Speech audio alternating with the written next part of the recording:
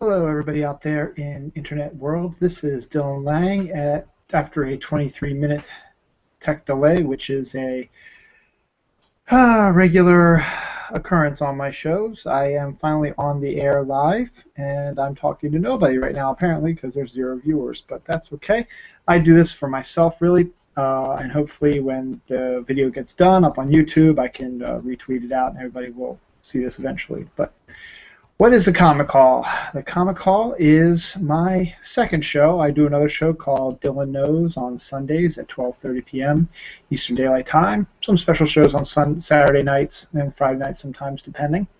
Um, but I decided that I wanted to try something different because I am a comic book collector, and I've been buying comics regularly now for a long time, and so I figured, I love doing these shows, so I may as well do one now. So, without further ado, here is 2 weeks worth of the Comic Hall. I did not have an episode last week due to financial issues. I was not able to get to the comic store, but today I was able to go to the comic book store and get some stuff. I am on a, as you can see by my name, my budget double haul. I am on a budget right now for my comics, so I sort of exceeded a little bit today, but that's all right. I'm going to stick to it starting next week, of course. And I'll give you a few hints about budgeting near the end of the show. But right now, what everybody's here to watch is the comics that I'm going to talk about. Now, I do have 2 weeks worth of comics that I'll be going over with you. So I will be dividing them up into 2-week periods. Here is last week's Comic Haul. And here is this week's Comic Haul. So about equal size. So, without further ado, let us begin with last week's. Last week was a pretty good week. Last week saw the ending of the Forever Evil storyline from DC.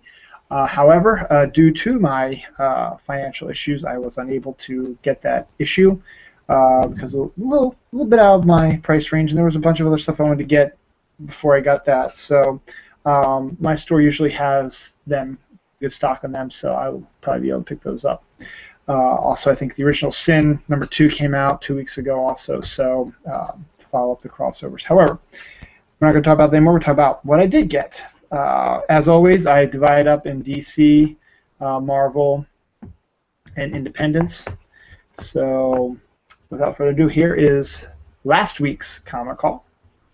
Sinestro #2. If you have not read this book, I recommend you go out and you read this book right now. Sinestro is brilliant. Cullen Bunn is the writer. Dale Eaglesham is the artist. It is fantastic story, fantastic artwork, just amazing in general. Fans of Sinestro, I highly recommend this. Sinestro is a very interesting character and has a lot of potential, and is a pretty good series. So I mean, lots of good yellows, lots of battles, lots of Green Lantern stuff. So that's pretty cool. Well, Yellow Lantern stuff, I should say, not Green Lantern stuff. Now, we'll do this one first. DC has 2 weeklies that they've been doing. First one is Batman Eternal, which is on issue 7 and 8. Well, issue 7 came out last week. Issue 8 came out this week. And we also have Future's End, #3, which is from last week. Future's End, for those who have been following, it's a pretty good story so far. Batman Beyond, you can see on the cover, gets sent back from the future to try to stop the terrible future from happening, but he accidentally gets sent back 5 years too late. He was supposed to be sent to present day, but in fact he gets sent 5 years in the future from here, and so now he has to figure out what to do. And it's a pretty dark and grim series right now, life in general, but it's a lot of reviewers have been saying it's the second stringer, third stringers. It's their time to shine, and that's the case. I mean, Batman Beyond has never really had his own series. He's got one now, obviously. Besides this, he's got one called Batman Beyond Universe, which is digital first and then comes out. But we've got people like Firestorm, who is a real jerk in this series right now. Here's Firestorm right now. He's a real jerk right now. looks now. We also have Frankenstein has made an appearance in this one as well. So he's back in here. We also have Grifter has been in it. The Authority's been in it. The Mr. Terrific appears to be maybe the bad guy in this. So interesting. So we've got all kinds of interesting things going on. The writers are a team of writers: Brian Azzarello, Jeff Lemire, Dan Jurgens, and Keith Giffen. Layouts this issue were done by Dan Jurgens, who I love, and finishes were done by Mark Irwin, and Keith Giffen is the art consultant. So get a team of people on this, and you get Futures End #3. Now this one came out last week. I'll show you #4 in a little bit. However, you are going to see that I do not have Batman Eternal #7. Now, why don't I have Batman Eternal #7? Well, it's a funny story. My local comic store, since I didn't go last week, I was expecting my local comic store to have a plethora of them because they tend to keep the weeklies in stock. They had every issue except #7. The guy who runs the place didn't know why they didn't have it, didn't know what was decent, so he's got to order some more. So hopefully they'll order some more. But until then, I'll either wait till next week or I might go to a different comic store. Sorry, guys, and get it depending. So, because I want to read the story, because Batman Eternal is actually excellent. I'll talk a little bit more about Batman Eternal because I'm not stupid. I did buy #8 this week so that I'm not getting too far behind. Speaking of Frankenstein and Batman and Frankenstein. 31. Basically, what this is Batman and Robin was the comic. This was at one time, but when Robin Damian, son of Batman, died, Peter Tomasi, who's the writer, decided to turn this more into kind of a team-up book, which I actually kind of like. And I actually saw a reviewer review this as possibly a brand new Brave and the Bold for the future. So those who don't know, Brave and the Bold was like Batman's team-up book from the old days, 60s and 70s. They've had some reruns in the 80s and 90s and 2000s. So they've tried to bring it back a few times, but they've never gotten around to it.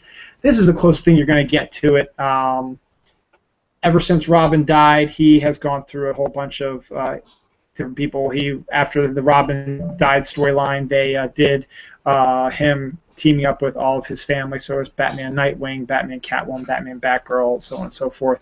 Then they did a 4-part Batman Two-Face issue storyline, and now we're on the Hunt for Robin story, and we're on the 3rd part of that one. Batman Aquaman was the 1st part, Batman and Wonder Woman was last issue, and this one is Batman and Frankenstein. I love Peter Tomasi. I think he's a fantastic writer. Patrick Gleason is the usual artist on this, but he looks like he's taking a break, and you've got a great guest penciler in Doug Mahnke, who I absolutely love also. Just look at this beautiful artwork there. Batman and Frankenstein. Just fantastic. This book goes under is under it's under the radar because everybody is so focused on the other Batman books that you really don't know about this book too much. And it's absolutely brilliant. The writing is fantastic. The artwork is phenomenal, and I highly recommend you guys pick this up. It's a great series. So next up, we've got Green Lantern, New Guardians #31. I was a big fan of Kyle Rayner. I'm not so much a big fan of him as being the White Lantern, and I'm not exactly sure where Justin Jordan is going with this. It's still pretty good, but I'm not exactly sure what's going on with it, and it's not really a part of the storyline that's going through Green Lantern and Green Lantern Corps, which is fine. It doesn't necessarily always have to have a connection to the Green Lantern stories, but this one's written by Justin Jordan, art by Diogenes Neves, and inking by Mark Deering. And just here's some of the artwork. And basically, it's been focusing more on Kyle and Carol Ferris, who's the pink, or not the pink, I should say, indigo, not indigo, violet lantern, and not really so much on any of the other colored lanterns as well, which I kind of am interested in seeing also. I mean, nothing against Carol, nothing against Kyle, but I like to see the different corps working together. So I'm a big fan of the Green Lantern series of books, so I will continue to pick this up. And it's not a bad story. Don't get me wrong; it's just not a bad story. It's just it's not my cup of tea. There's just something about it. I can't put my finger on it right now.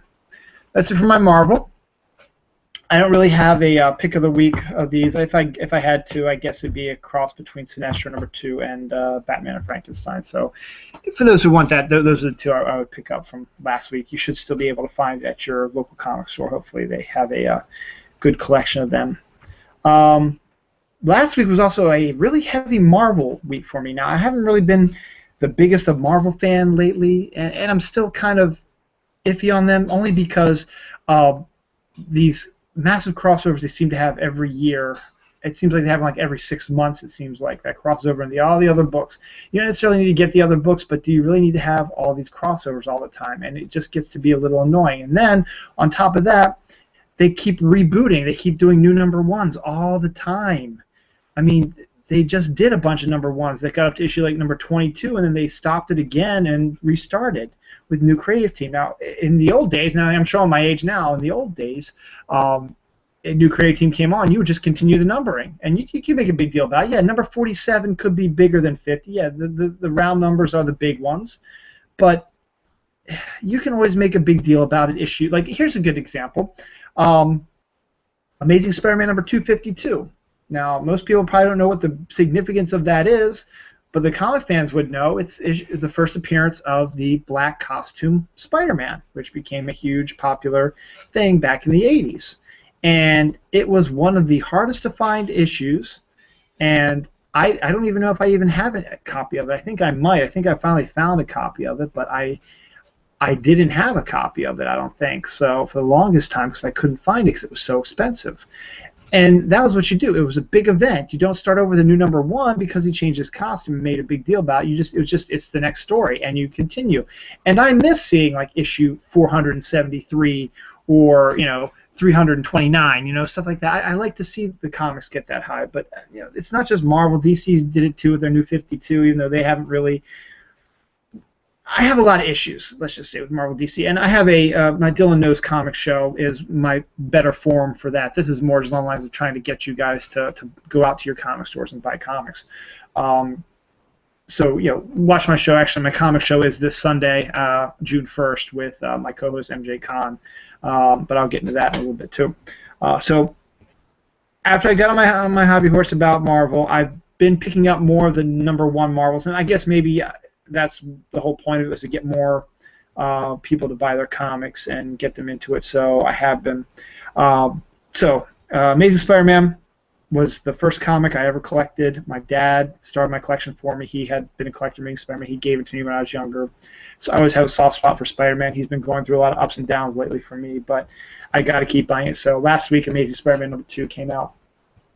Dan Slott's been doing a pretty good storyline with that.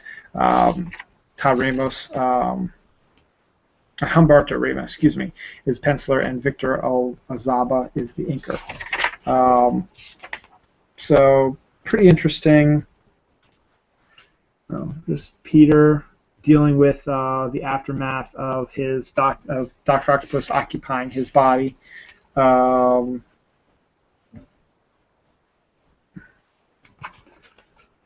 Here's Spider-Man punching out Captain America, which you don't see every day. So it's pretty good. And looks like Electro is in this one, and it looks like they're trying to make him look like the Jamie Foxx Electro, which is something else that, which is what the Marvel Comics have been doing also. They've been trying to attach themselves more to the movies. In this case, this Electro is very similar to the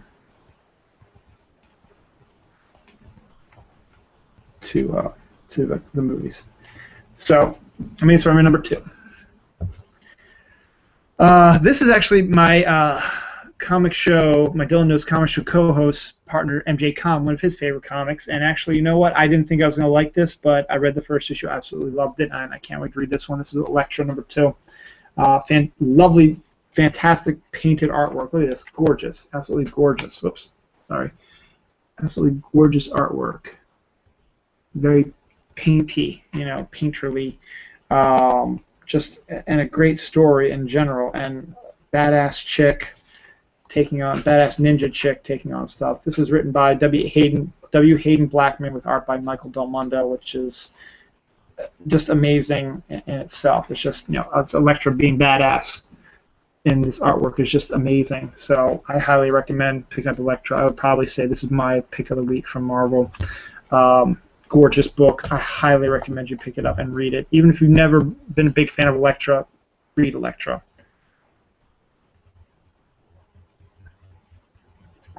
Sorry, I'm thirsty. When you talk about Elektra, one of the names that pops up is Daredevil.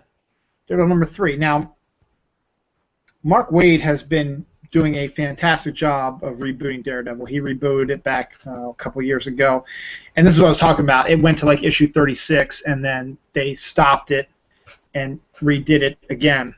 And I didn't catch on when it first came out, but I kept reading the reviews of it and how great it was. And I'm one of these days I'm going to go out and I'm going to pick up all the trades. I'm going to read them because I've been told how great it is. But the big thing is, I mean, the reason why they're changing is because they're changing completely Daredevil. They moved him from New York City to California. Everybody knows who he is. So it's a whole new thing. And Chris Samnee is just drawing the hell out of it. So here's the cover. It's gorgeous. And just the interior artwork. I mean, it's a lot of good character stories. So that's what Mark Waid is known for. But he can do his action when he needs to.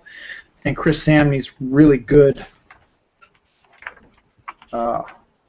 artist when it comes to, and he looks like he brought in a couple of supporting cast members, including the Shroud, which is a character you haven't really seen too much of, but he was, a big part of the West Coast Avengers. And here he is. I don't know if he's a bad guy now or whatever, but Daredevil and him are tussling. So artwork is amazing, story is amazing, and we're bringing a lot of characters backing it. It looks like the Owl's in this one, and the Shroud, of course, appears to be a major character in this. So I've got the first 3 issues. I still haven't read Daredevil yet, so I haven't gotten into that one yet, so I will in a second. Speaking of Mark Waid, you're going to hear his name a lot. You're going to hear it again here and again when I take this week's stuff. Hulk. This has been an amazing book also. I've actually read these. Mark Waid is doing a great job. He's got a great story idea. Everyone knows the Hulk is the brainless monster and Banner is the smart guy. Well, what happens when Banner is the dumb guy? He has a brain injury. He now does not have his intellect anymore, and so S.H.I.E.L.D. has put him into, is hiding him out and keeping an eye on him so that he doesn't lose control. And once again, as I told you, getting into the movies, Coulson, Agent Coulson from S.H.I.E.L.D. is a regular character in this also. But besides Mark Waid doing the story, Mark Bagley's doing the artwork, and I love Bagley's artwork. I've been a huge fan of Bagley since he was on Amazing Spider-Man so long ago, and then Ultimate Spider-Man. He's one of the most consistent artists out there. He's one of the ones that you could probably, he's one you can get on a book, and he will meet his deadlines and then some over and over again. So it looks good. He's taking on the Abomination. Oof, look at this. Beautiful. Abomination just pounding the Hulk. So I highly recommend picking up the Hulk as well. Ooh, I gotta show you this last page. This is awesome. The Hulk with Captain America's shield. Look at that. Pick up this book, Hulk number 3. Fantastic.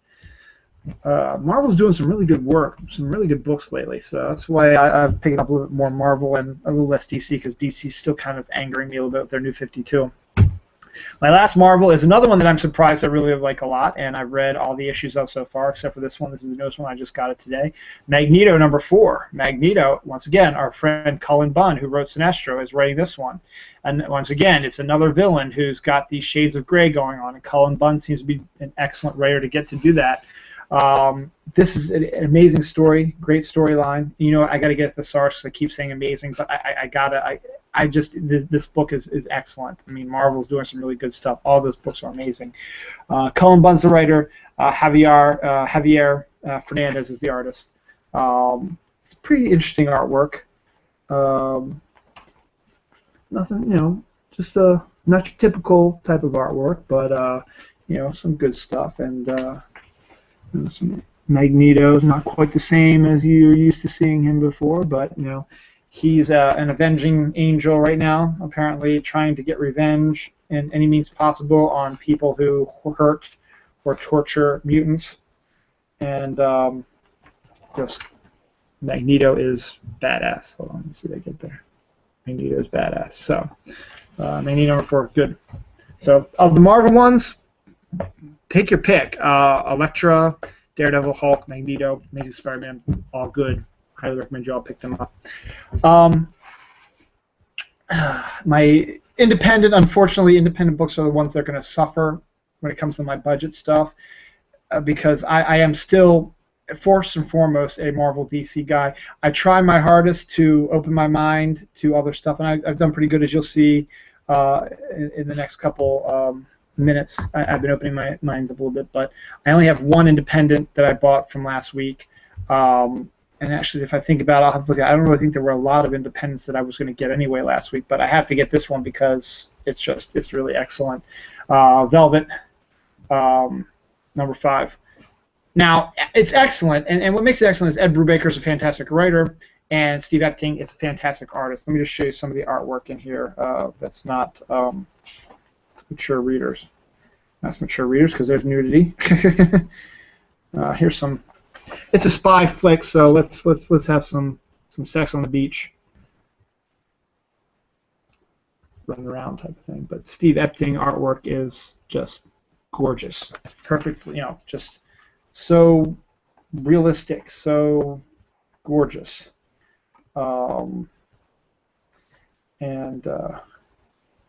just amazing stuff. Now here's my issue I have. Now, to be fair, I've only read the first issue of Velvet. I still have 2 through 5 waiting for me. When I read the main reason why is because the first issue sort of left me a little cold.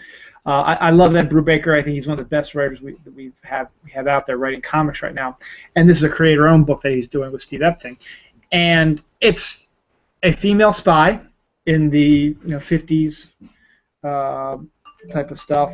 The first issue was just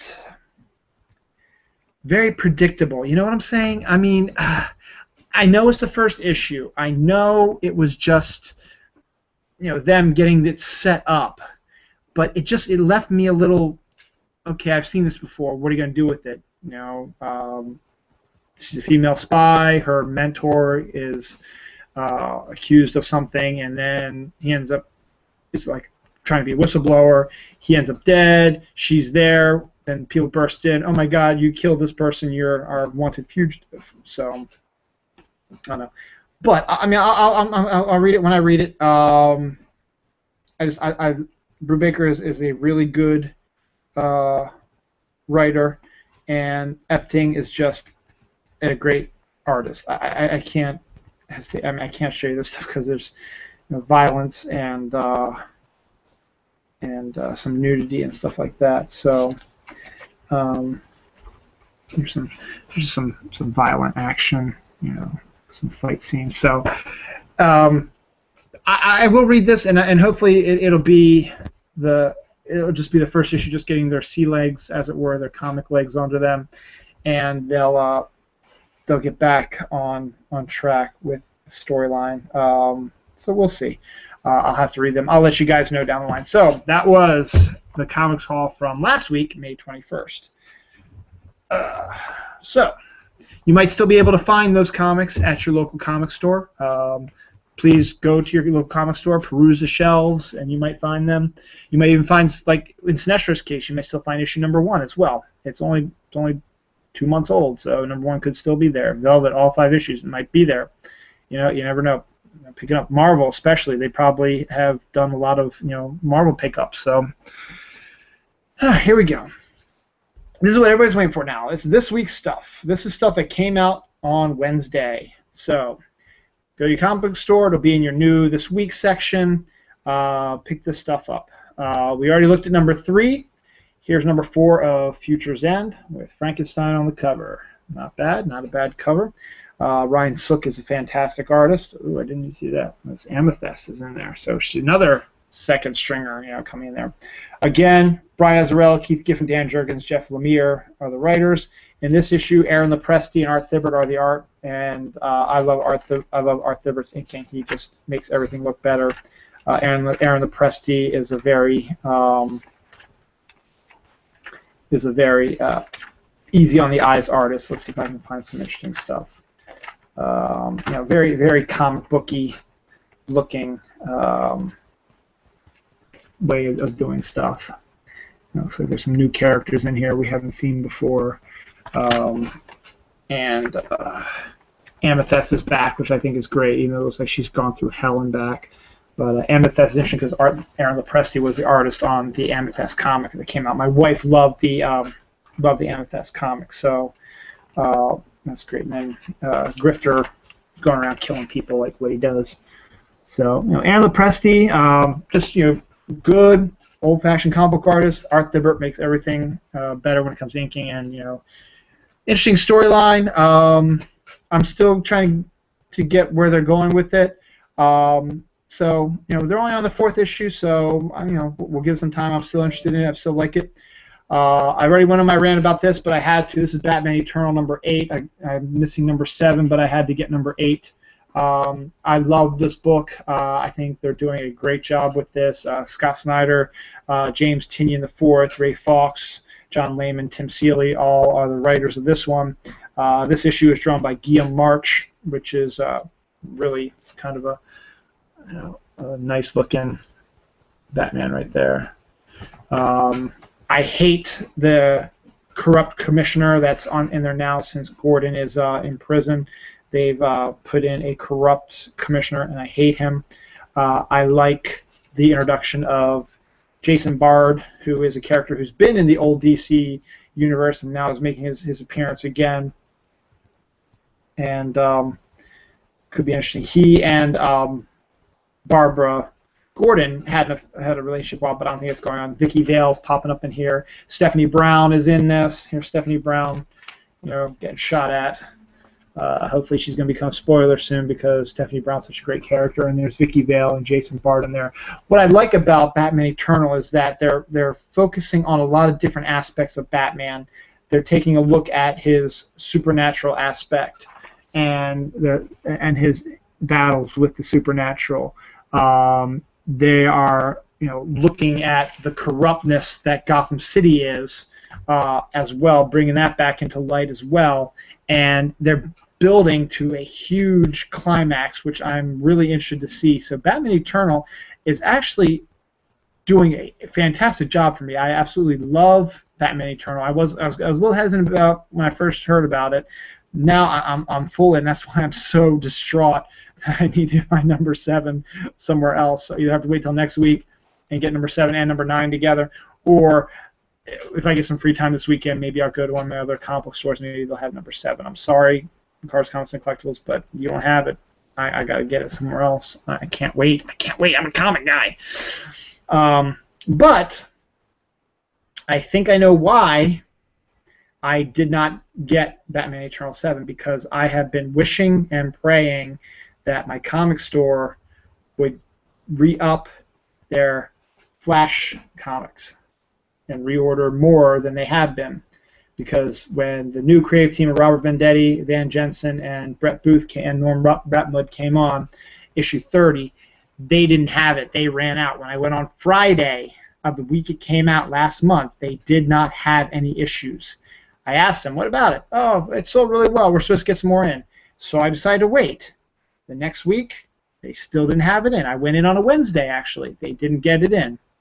And then Flash Annual number 3 came out, and they didn't have that either. Yeah. Maybe I went on Friday. I don't know. I just remember that they did not have Flash number 30. They did not get it in, and they did not get the annual. And I was pissed off because I wanted to read the new Flash. So I had to go to this other comic book store, and needless to say, I was able to get 30 and the annual.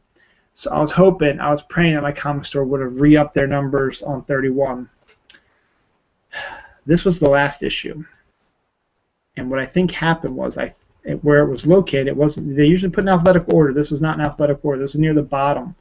So I'm thinking somebody who got it in their pull list, they didn't want it, so they put it back on the shelf. So instead of not getting Batman Eternal number 7, I was able to get Flash number 31 from my comic store. I talked about this book a couple weeks ago. I'm still going to rave about it. I'm going to rave about it on Sunday on my show. Get the Flash. Robert Venditti, Van Jensen, Brett Booth, Norm Rapmud are doing a phenomenal job. Wally West is back, though it's a different Wally West than you're used to.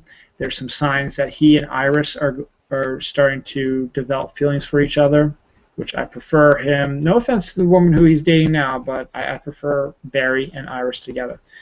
And they're going that way. And I love this book. I've read the issue 30, I've read the annual, and I can't wait to read this.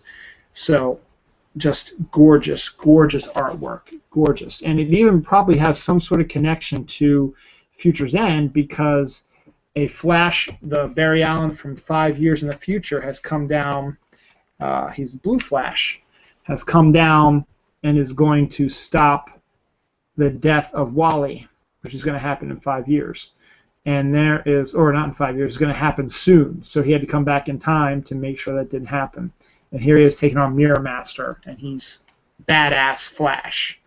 And I am so excited for the book. I cannot read this. I will probably read this book after I get off the air today with you guys, and I will be raving about this book on my show Sunday. So pick up the Flash. See if you can find it at your local comic store. As I said, I got lucky. I didn't get my Batman Eternal number 7, but I got my Flash 31, and I'm okay with that. That's my pick of the week from DC. Now, I was talking about earlier that Batman and Robin, Batman and, well, in this case, Frankenstein, has sort of gone under the radar. Well, the main reason why is because Batman, the regular book, has been taking all of its fame and not fame, but all the attention, and for good reason. I mean, Scott Snyder's doing a pretty good job with Batman, and Greg Capullo is just drawing the hell out of this book. It is gorgeous. I mean, just look at this cover. I mean, it's a little shiny, but it's Batman with a bow and arrow looking over his city. This is the 0 year, which is 6 years in the past, which is basically, it's not Batman year 1, it's Batman year 0. And basically what is going on is Snyder is writing his combination No Man's Land and Cataclysm storyline together in the 0 year story. Those stories happened in the old 52. They hadn't happened in the new 52 till now. But it's okay. I mean, as I said, I've had issues with the 0 year storyline, but it doesn't take away the fact that Greg Capullo draws a mean-ass Batman on a motorcycle. I do not like his version of the Riddler. But that's, I mean, I'm not saying that that's his vision. I'm saying that's how probably Snyder had him do it. I'm just not a big Sideburns fan, so it doesn't quite work out that way. And this storyline is going to be ending pretty soon. So we'll see what's going on. So Batman 31 came out this week too, so pick it up if you want. It is gorgeous art by Capullo, and Snyder has some interesting stuff going on in that as well. Red Lanterns number 31, Charles Soule, Alessandro Vitti.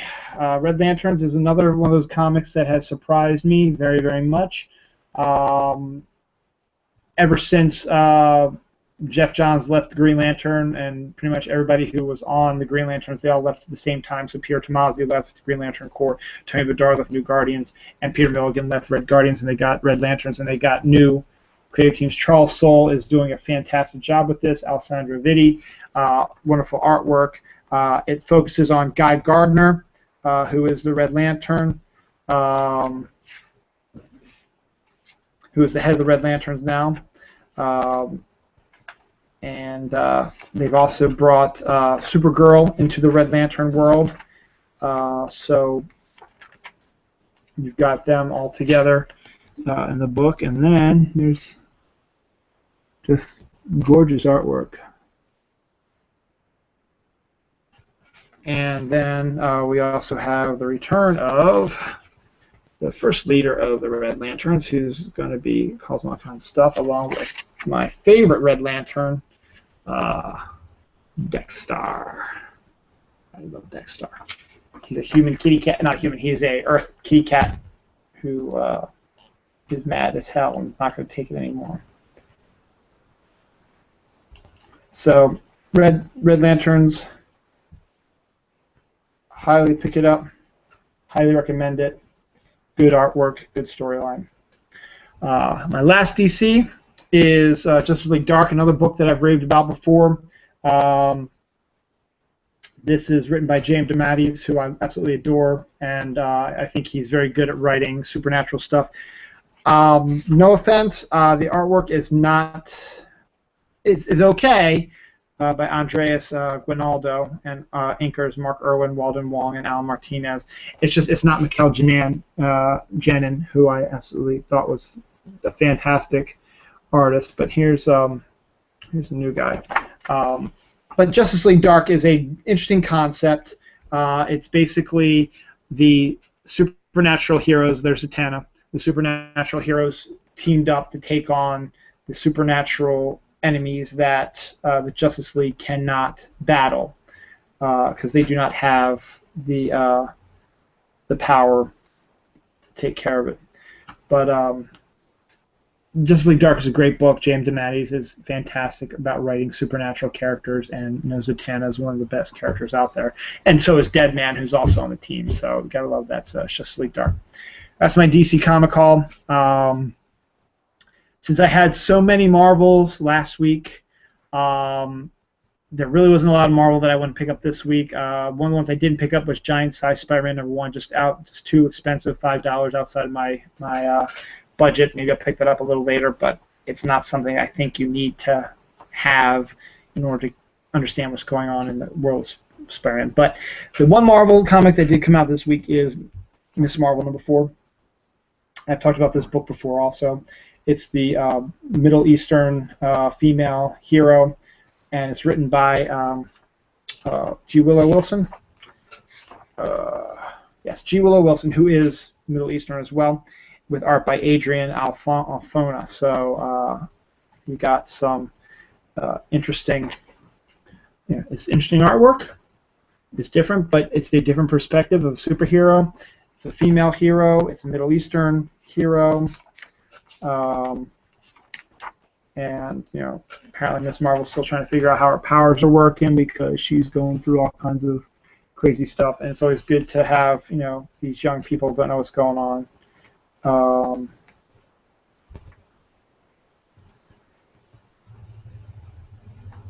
So an interesting book. My wife read it. She loves it. Miss Marvel #4 came out this week. That's my only Marvel I bought this week. Now, Independence, I've got 3. 2 new Images. Image has been doing a fantastic job with new series. Manifest Destiny, which I will be raving about on Sunday also.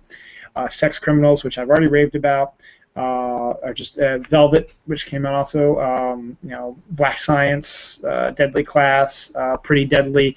Just tons and tons of Marvel, Image is doing such a great job with their stuff. They got 2 new creator-owned series. First one is Trees. Warren Ellis, Jason Howard. This is for mature readers only. It's sex, nudity, and interesting stuff. But pretty interesting artwork. Don't really know the premise, but something about the trees taking over the Earth again. So there's some of the artwork. So it's not bad. But yes, this is for mature readers, so I would not let your kids check this out because there's some sex and nudity, violence, stuff like that. So mostly for the sex and nudity, you don't want to get your younger kids into that yet. But Warren Ellis is a writer who is fairly interesting in what he has to say, and Jason Howard, I've seen him a few times. He's done some good work as well. So Pick Up Trees looks good. Cowl, #1 by Kyle Higgins, who had been writing Nightwing, Alex Siegel, and Rod Reyes. I've heard good things about this also. It's like a what do you call it? A union for superheroes. And Kyle Higgins and Alex Siegel are the writers, and Rod Reyes is the artist. Once again, this looks violent, maybe for mature readers. But superheroes unionizing, supervillains unionizing, and interesting artwork by Rod Reyes. Not your typical type of stuff. Wish I had better view for you guys, but it looks pretty good. Kyle Higgins wrote a mean Nightwing. He's writing the Batman Beyond series. That's digital first. It's got a real Sienkiewicz type of feel to it. Sienkiewicz is a little bit more out there, but that's what it is. So, Cal #1, pick it up. Finally, I talked about him already twice. Here his third time. Mark Waid has got an independent book with artist Neil Edwards, with Dr. Spectre, Master of the Occult. It's from Dynamite Comics. Dynamite Comics has been doing a reboot of the Gold Key characters, meaning Magnus Robot Fighter, Solar Man, the Atom, Turok, Dinosaur Hunter. Well, Dr. Spectre was one of those characters also, but I bought it mostly for Mark Waid and his writing, and the concept of a reality show guy, like he does a Ghost Adventures, Ghost Hunters type of thing, goes and explores occult activity, and he stops it, and he films it while it's getting stopped. So, or while he's stopping it, it's getting filmed. So, Neil Edwards, pretty good artwork. Mostly going to buy it due to Mark Waid writing it, and so it's not your typical book. It's supernatural aspects, and should be pretty good. So, it's Dr. Spectre #1. That is this week's Comic Haul. So, this has been the Comic Haul, Double Haul, I should call it. My friend Gary wanted me to call it. Budget Double Haul, mainly because I've had to put myself on a budget for comics for the next couple months till we get some more money in there, so I'm going to have to make some tough choices about what comics to get and what not to get. I will continue to try to do the Comic Haul when I get comics in. It might be 2 weeks like this week was, or I might try to do weekly depending on what I get. It won't be quite as many books as I did this week, so there's that. And I think that's all I got to say. Dylan Knows on Sunday is Dylan Knows Comics, so fans of this show will definitely want to check that out. I've got my co-host MJ Khan, and this month we have special guests Khan Sweet Khan and Murder Lotta, who are going to discuss Khan Survival. We'll also discuss the news that I just got just before I went on the air, that Josh Brolin will be playing Thanos in the Marvel Cinematic Universe. And we'll be discussing that. We'll be discussing the upcoming Daredevil TV series. They cast Daredevil. They got a new showrunner. We'll discuss that. The Flash, how much I love The Flash. They have a Flash TV show coming out in the fall. Looks pretty good. The trailer came out. We'll talk about it a little bit. And then we will talk about what comics we like also. I will once again be ravishing The Flash, about how good it is and how you should be reading it. And also Manifest Destiny is another good one you might want to check out as well. So I'll be talking about those, and then we'll see what my co-hosts and special guests, what they are suggesting as well. So come on out, check out Dylan Knows Comics, 12:30 p.m. Eastern Daylight Time Sunday, with MJ Khan, Murder Lotta, Khan Sweet Khan. Should be a lot of fun. And then, as I said, I really won't know when my next Comic Haul will be, but just keep an eye on my Twitter feed at Holodill, and it also jumps over to my Facebook, and I might add something to Google Plus as well, that my show may be this week, or I may have to wait 2 weeks again. So we shall see. So until then, this is Dylan Lang. I'll catch you guys later. Go to your comic store this weekend. Buy all these comics, or some of them. Doesn't matter to me, but just go into the comic store and just buy comics, read comics, find some family-friendly comics. There was one family-friendly comic I want to talk about real quick that I wasn't able to get. I want to get for my daughter.